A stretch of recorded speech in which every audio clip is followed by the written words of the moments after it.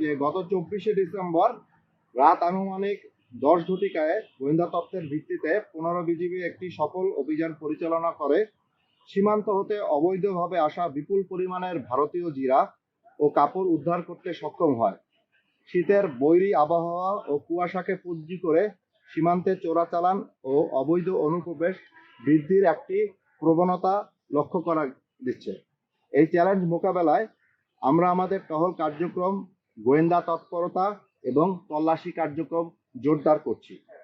গতকাল গোয়েন্দা তথ্যের ভিত্তিতে আমরা জানতে পারি যে সীমান্ত হতে চোরাচালানের মাধ্যমে আসা মালামাল সমূহ গোপনে স্টোর করে রাখা হয়েছে এবং কুড়িগ্রাম এলাকা হতে আসা একটি কভার্ড ভ্যানে উক্ত পণ্যসমূহ পরিবহন করে সম্ভবত ঢাকার দিকে নিয়ে যাওয়া হবে।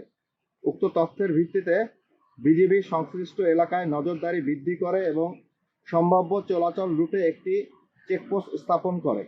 আমরা গাড়িটিকে চ্যালেঞ্জ করি এবং পরবর্তীতে বিস্তারিত তল্লাশি চালিয়ে কভার্ড ভ্যানের ভিতর থেকে অবৈধভাবে ভারত থেকে আসা প্রায় 2511 কেজি জিরা, ভারতীয় শাল 180টি, যার আনুমানিক বাজার মূল্য ধরা হচ্ছে 28,71,000 টাকা।